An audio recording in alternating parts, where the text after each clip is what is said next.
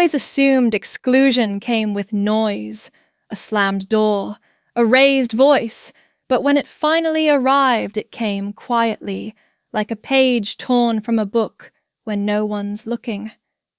The photo wasn't meant for me. I found it by accident, buried between an ad for allergy pills and a coworker's engagement ring. My thumb froze before I could scroll past. There they were, my mother at the head of the table, flawless in ivory tweed, Lauren on her right, Brooke on the left. Grandpa seated at the far end, face tilted in that soft, obliging smile he gave to people who called him Dad without listening to what he said. The caption read, "Ellis family, pre-trip dinner for Grandpa's European farewell." There was a ribbon on the chair next to him. Gold. Satin. Tied with purpose. I checked my phone. No missed calls, no text, not even a calendar invite. I tried anyway. Mom's line went straight to voicemail. Brooke picked up. "Mama assumed you were tied up with work," she said, words clipped like thread. "It was a family thing. Everyone just made it happen." I didn't speak. In the photo, a wine bottle tilted mid-pour. Someone's laughter caught in a blur of movement. Everyone looked exactly as they wanted to be seen. The kitchen around me sat still. The overhead light buzzed faintly. My dinner, half a grilled cheese and yesterday's soup, had gone cold in its bowl. A small box rested beside it, wrapped in navy paper with a thin cream ribbon. I'd ordered it online, a leather bookmark, stamped with Grandpa's initials. He always folded corners no matter how many times I reminded him not to. I thought this might fix that. I opened the drawer under the counter and pulled out a birthday card. I'd bought it last week. The inside was blank. I'd waited to sign it in person. I stood holding it, thumb pressed to the folded edge. The corners were soft now. I must have opened it too many times, practicing a message that never got written.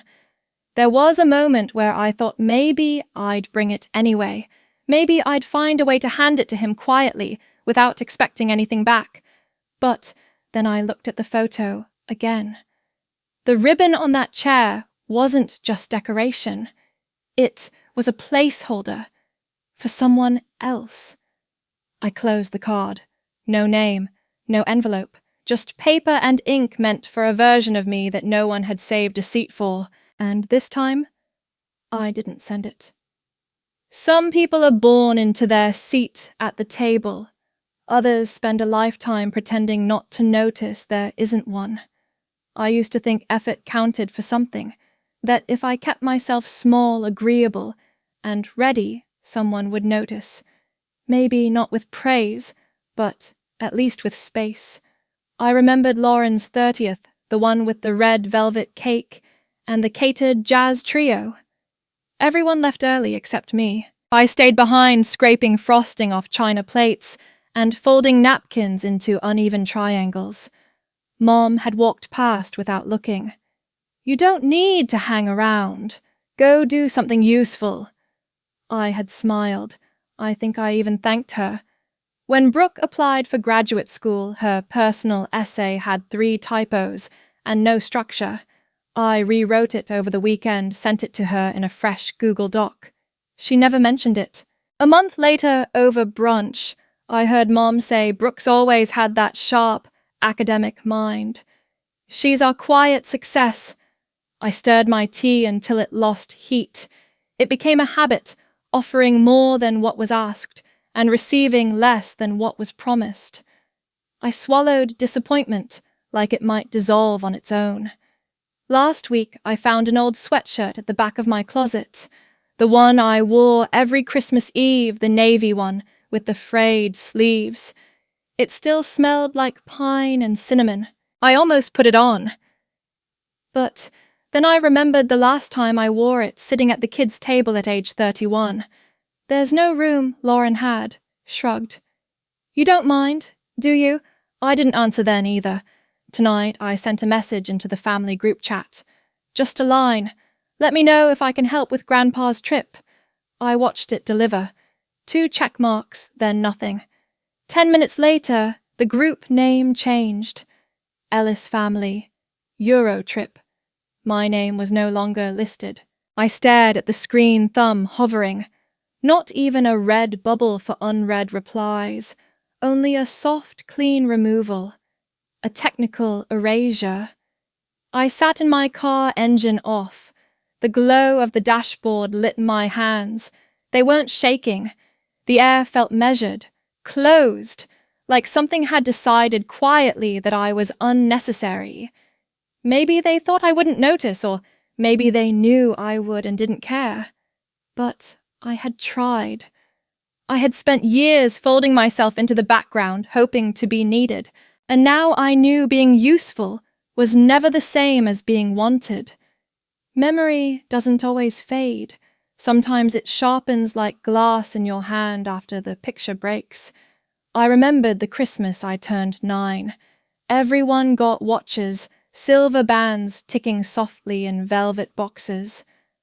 Mine was different. A square of cloth cross-stitched with my name. Only it wasn't my name, Margot. No one corrected it. Mom had smiled thinly. Well, you're the artistic one. That's special in its own way. I kept it in a shoebox for years, folded beneath expired stickers and friendship bracelets that didn't last past recess. I only threw it out when I left for college. My first scholarship letter came in the spring of junior year. I brought it to the dinner table, unfolded it next to the salt. Brooke looked up once. Mom didn't.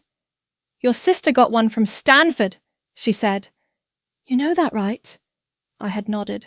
I remembered scraping rice off my plate long after everyone left the room. In senior year, I gave the commencement speech. Grandpa sat in the back row, leaning on his cane camera, shaking slightly in his hands. Afterward, I walked through the hallway past the family bulletin board. A new photo was pinned in the center. Lauren in a floor-length gown waving beside a college banner. No sign of my speech. Not even a program. Tonight, I pulled open the drawer beneath the hallway mirror. The one no one else uses. The bottom was scattered with old receipts, a packet of loose Tylenol, and a single folded card, cheap cardstock edges yellowing. I recognized my own handwriting before I opened it. Inside, I'll keep trying, Mom. I promise. I'll make you proud. No signature, no date, just the neat slant of a child desperate to be seen. The envelope was blank, unsealed. I don't remember ever giving it to her. Maybe I did and she slipped it in here without opening it. Maybe I never had the nerve. It didn't matter now. I held the card for a long time. The ink hadn't faded. Neither had the voice I'd written it with, the one still trying even now to explain herself. I slipped it into the inside pocket of my coat, not to bring it anywhere, just so it wouldn't be alone. I've always believed cruelty doesn't need volume. It only needs certainty. The terminal hummed around us like it didn't notice. I stood near the check-in line, fingers brushing the edge of my carry-on. Inside the outer pocket was a wrapped jar of lemon marmalade, the kind Grandpa used to buy at the German deli near his apartment. I'd tied a ribbon around it, navy blue, nothing fancy. He was the last to arrive, walking slower than I remembered, but still upright, still in the coat with the missing button near the cuff. No one greeted him properly. Tessa lifted a hand half-heartedly. Lauren angled her phone toward him before he even said a word. You made it, she murmured. Brooke handed him a coffee without looking. Careful, it's hot. Then Mom stepped forward, lips tight, voice smooth. There's been a mistake. We forgot your ticket. Not a whisper, not a joke. Just flat. Go home, Dad. He blinked once. I thought you're not on the list. That's all there is to it. I moved without planning to. He can have mine. The air stopped. My boarding pass felt damp where I gripped it too hard. I held it out toward her like some fragile offering. She slapped me. Not hard, not soft, just precise. The sound cut cleaner than the act itself. Something inside me folded.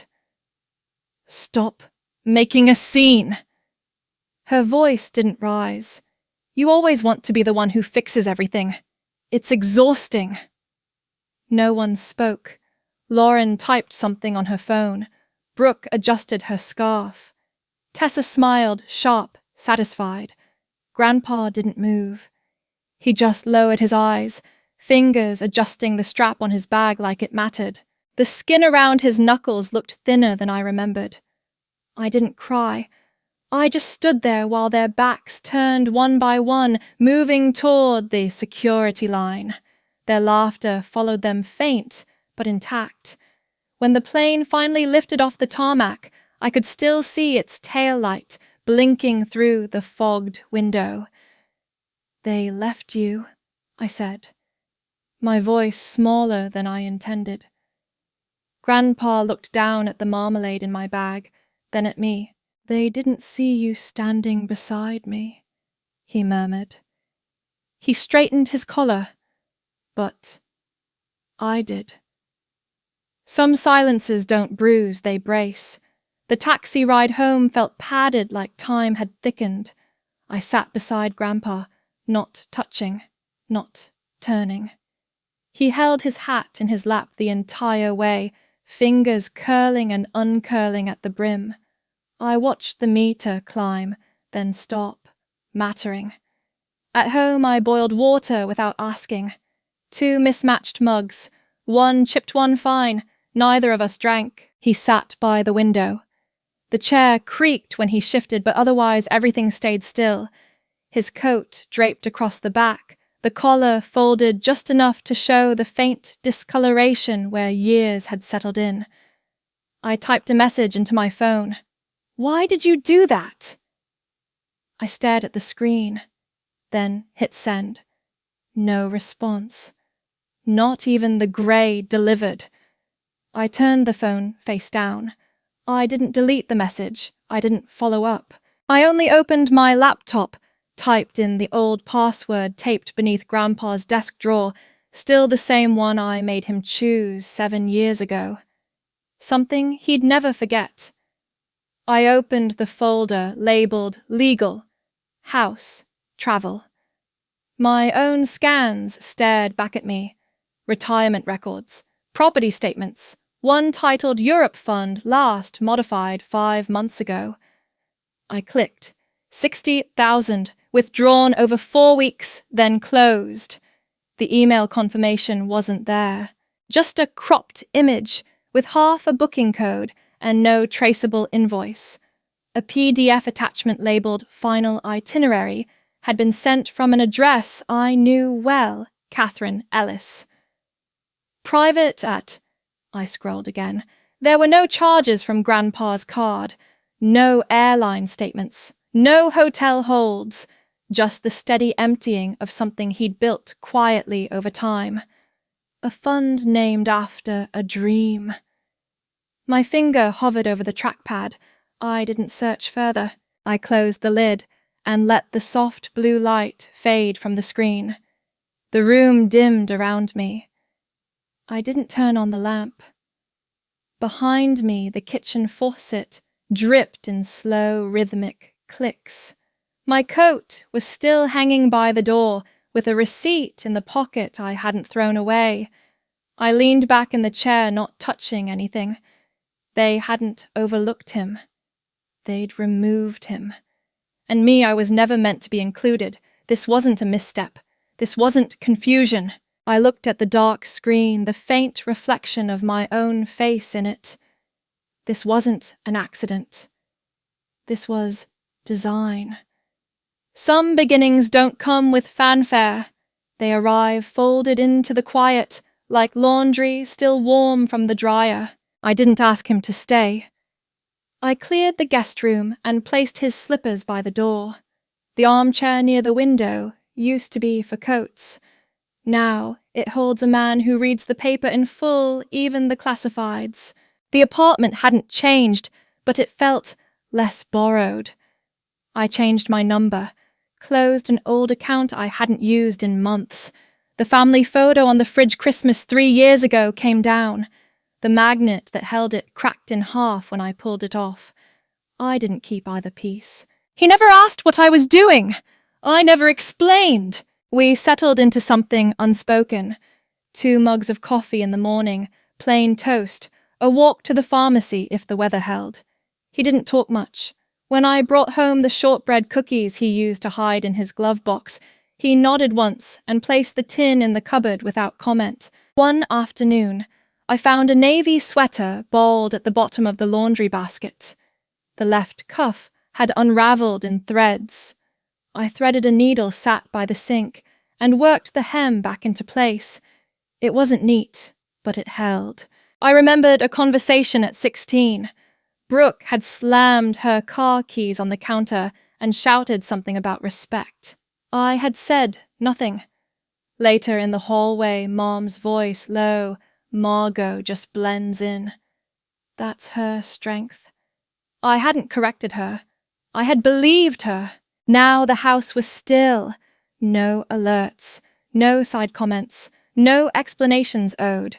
No one asked what I was doing with my time. No one asked if I had eaten. At dinner, I reheated soup and placed 2 bowls on the table. He ate slowly, folding his napkin twice before setting it aside. That chair's more comfortable than I expected. I nodded. Found it at a church sale. $10. He smiled faintly, like the kind of person who understood that nothing needed to be expensive to be enough. Later that night, I opened the drawer by my bed and found a letter. Postmarked Missouri. Handwritten. The kind of mail people stopped sending when group chats became the norm. Margot, it read. You're not crazy, you're just the one who kept looking. I folded it once, then again. Not to put it away, just to remember how it felt to be seen without asking. Some voices return softer, not because they've softened, but because they've calculated the tone. The call came mid-morning. I let it ring once before answering. Her voice reached me like steam slipping under a closed door. I heard your grandfather's with you now. That's good. Just wondering if you've thought about something more structured for him. He's not young. I held the phone without leaning against anything. He has what he needs. There was a pause not long enough to seem uncertain.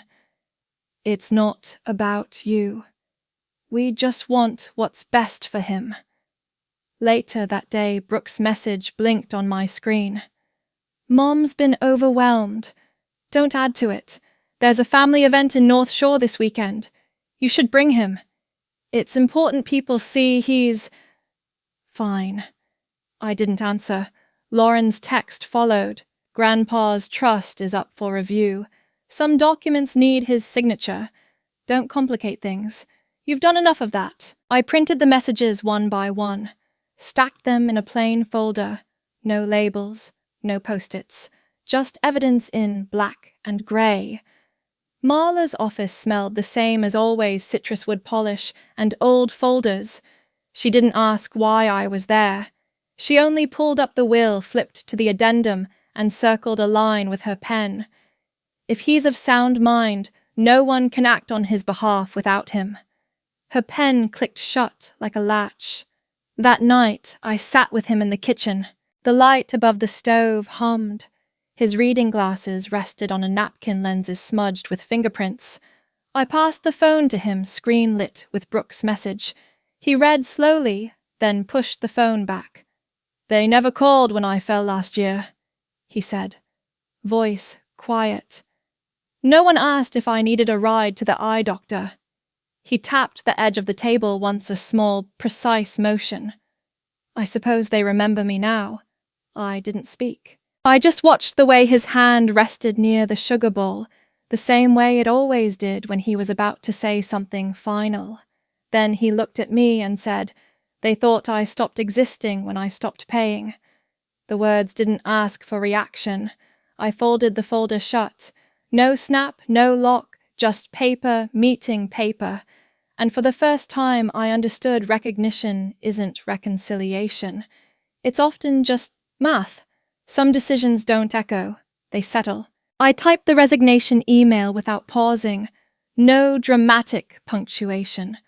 Just words spaced like footsteps in fresh snow. The reply came quickly. HR offered to set up an exit interview. I declined. No further clarification needed. That was the subject line. The translation work started quietly. One client, then two. I worked from the dining table, sunlight pushing across the wood grain. My name on the invoice felt enough, not bold, not italicized, just mine. Every afternoon I helped him unlock the tablet again. Tap once, not twice. Just once. He'd frown at the screen. Why won't it stay still? It's not the screen. It's your finger. We laughed without needing a punchline. The mornings became routine toast black coffee, same mugs. The butter knife always left a slight dent in the toast, like a fingerprint. He read the headlines aloud, mispronouncing the names. I never corrected him. One afternoon, her number lit up the phone. I didn't pick up. Instead, I typed, "For legal inquiries, please contact Walter Ellis's representative directly." Sent. Archived. No red receipt. I didn't need one. Brooke followed with, "Seriously, you're making things worse."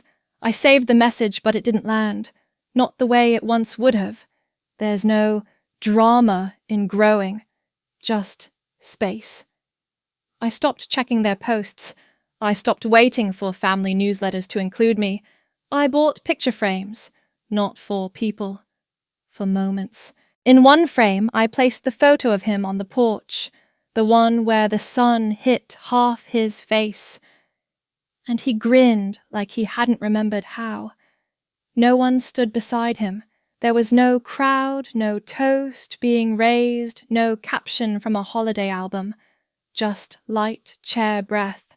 Underneath the frame I wrote in black ink, "Wholeness requires no witness." I didn't say it out loud.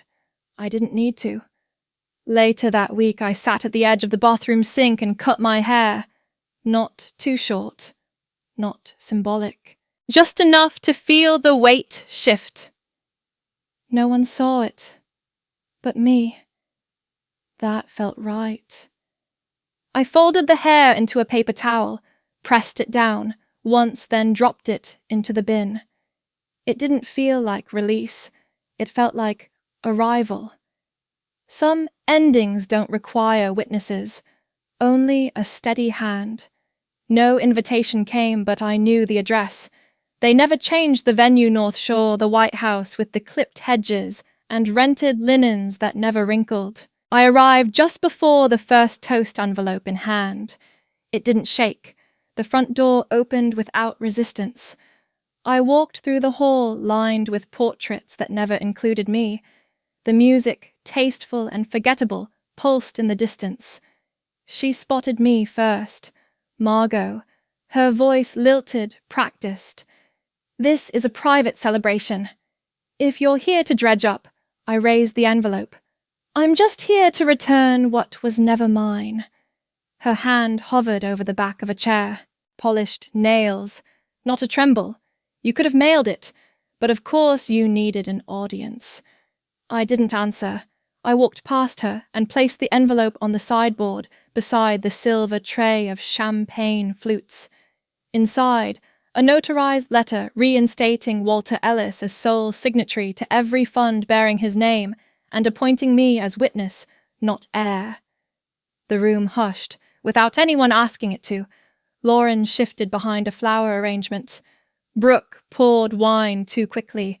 Tessa pretended to adjust her heel. I slid a second sheet from my coat pocket. No one reached for it. I laid it next to the envelope. My name printed in block letters, Margot Ellis, on a formal declaration to remove myself from the Granger family registry. Effective immediately. No speech followed, no clearing of throats. On the way out, I passed by a mirror in the foyer. I didn't look into it. Mirrors in that house always bent the truth. At the post office, the clerk didn't glance at the return label. I handed over a padded package light square, barely wrapped. Inside a painting of a picnic by the lake, acrylic brushstrokes uneven and over-bright. A gift from her when I was 10. I'd written something on the back in permanent ink. I've found a new frame. There's no one behind me in this one, but the light is in front. I didn't ask for tracking, didn't check if it arrived. I folded the receipt once, then dropped it into a nearby bin. The clerk asked if I needed help with anything else. I shook my head. Some things don't need to be mailed back. Just released. Some mornings arrive without permission, like a soft knock you no longer brace for. I woke before the kettle clicked, before the sky decided between grey or gold. The air inside didn't ask me to move quickly. I didn't. I reached for the ceramic teapot chipped on one side handle, wrapped with a thin strip of linen I tied months ago. The water hissed like it always does, not rushed, not hesitant. 2 slices of bread went into the toaster. I pressed the lever down and waited, not because I was hungry, but because that's what I do now. No one tells me what should be done first. In the back drawer beneath old receipts and curled postcards, I found the letters I once reread to search for apology. I didn't open any of them this time. I stacked them neatly, tied them with twine, and placed them in a box labeled closed. He was already in the chair by the window, eyes half on the page, half on the changing light. When I walked in, he didn't speak. He just nodded one corner of his mouth, rising not in amusement, just acknowledgement. I poured 2 cups of tea, his strong with honey, mine plain. From the desk drawer I retrieved a journal with a soft green cover. No title, no bookmark, just a place. I turned to the first page and wrote, "The one thing they couldn't take was the part I never gave away." I closed the journal without rereading it. There was an envelope on the floor by the door, slid under, without knocking. Handwritten. From Leora. I'm working at a community centre now, teaching adult writing classes. If you ever feel like trying it. No pressure, no underlining, just space. I folded the letter once, then set it next to the teapot. Out on the balcony, the bricks beneath my feet still held some of yesterday's warmth. Below, a boy chased leaves that wouldn't stay still. An old man adjusted his scarf with both hands. A dog barked at no one in particular. I wrapped my fingers around the cup. The ceramic held the last of the heat, not enough to burn, just enough to remember. I didn't respond to the letter. I didn't tell anyone about the class. But I stood there a while not checking the time. I haven't won anything. I haven't lost anything either. I've simply stopped bowing.